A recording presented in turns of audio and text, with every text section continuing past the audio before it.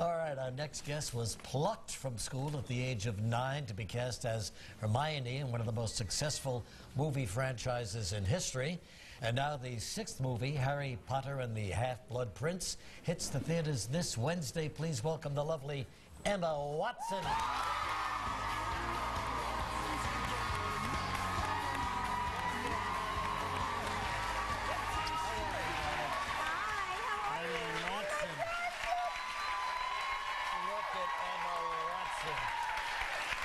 Growing up before our eyes.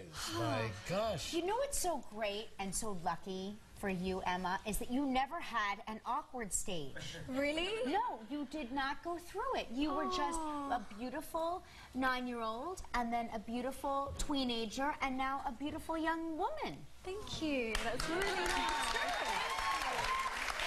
As a matter of fact, Emma's about to start college. Oh my gosh. Yeah. Oh, at the end of August. And you're coming to somewhere, to an Ivy League school here in the United States, huh? Well, good for you. Yes, if you'll have me. Oh, sure we will. You're not going to choose a British school, though, huh? No, I wanted to come here. For any particular reason? Just because I did a course at RADA last year, and 3/4 of the students were American, and they were kind of talking to me about what they were doing at college, and they just sounded so much fun, you know. It was just, they had so much choice, and you know, in the UK we have to study one subject for 3 years, and you guys get to do loads of different things. And I thought, you mean you've got to make up your mind about your profession or whatever? Exactly. It's very, you know, at 18 or 19, and I was like, I don't know what I want to study yet. Most kids don't. Yeah. Yeah. Well, that's interesting. Welcome to Ivy League schools. They're all great schools. It's fascinating to me, though. You have this amazing career, and you're still focused on your studies. I think it's a great example. Thank you. Yeah, no, for me, I don't know, I always, like, when there's loads of craziness with Harry Potter and everything, having school really kind of grounded me, and it was a really nice escape and comfort, and, you know, I love it, so. It was tough making those movies, I imagine, huh? She's still making them. I still am. I still am, yeah. We're in the middle of the 7th film. We've just finished part 1, and we're about to start part 2, so it's... Yeah, still busy. But you've been on vacation. You went down to Cancun, Mexico. I did. I went to Mexico in January. I took a holiday. First time? Yes, it was my first time. And what was it like? She wants to assimilate herself into the American college kids' way of life right away. Well, that's a must, Cancun. No one warned me. No one warned me. I was just like, my friend took me out one night, and one night is enough for a lifetime, huh?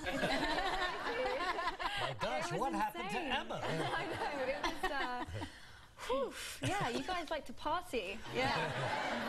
Well, in Cancun, they really do party. Yeah, absolutely. They do. I went down to Ixtapa in Mexico for a bit of a chill out after that experience. Yeah, there's a lot to see down there. Is there a favorite? You've traveled everywhere, I'm thinking, on Earth now. Do you have a favorite place to go? Gosh, I was born in France, and I always love going back because it always feels like kind of a second home, and I feel quite nostalgic. But yeah, I mean, I love going to new places. You know, it's nice going back places, but I love exploring. Well, where is home for you right now? Where do you live? Actually, I moved out of my parents' house. You did? I did. I'm living in a flat in Hampstead, so I can be near the film studios. I'm living alone for the first time. That's good for the first time. And what's that like? Yeah. It has good points and bad points. I've had a couple of cooking disasters. Quite a lot of my clothes turn different colours.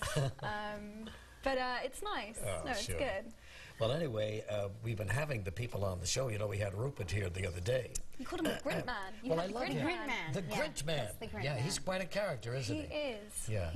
But you grew up with these two boys. Yes, I did. They're like my brothers. Everyone's asking me how I found the kiss that we have to do in the last film, and it's very strange because genuinely he's like my big brother. But I mean, at one time or another during the 10 years or so that you all worked together, did you develop even a juvenile crush on one of them?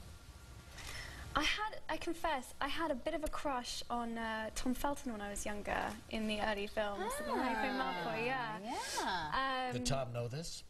Oh yeah, it was so obvious. It was so obvious. It was very, very obvious.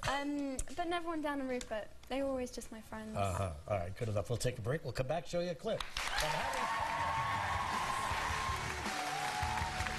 Still ahead on Live, you won't want to miss some of the finalists in our Celebrity Lookalike Search.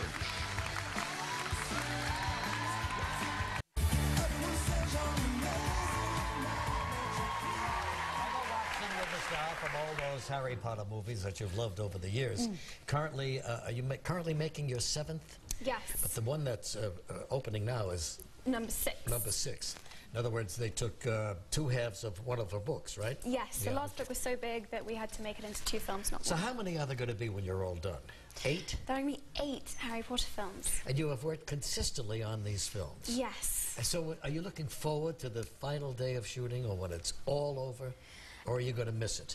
I think it'll be really strange. It will be bittersweet. I think on the one hand, it'll be like desperately sad because, you know, something that my life has revolved around for, you know, for more than half of my life will be over. And then on the other hand, you know, I can't wait to come to college and I can't wait to try new things and new projects. And, you know, I think we're ready to go and do new stuff. So. But this doesn't mean you're going to end your film career, or does it?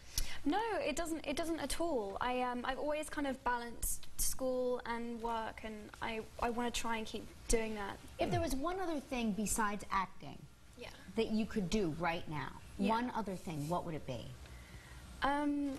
I'd be a makeup artist. No kidding. Yeah, I really love it.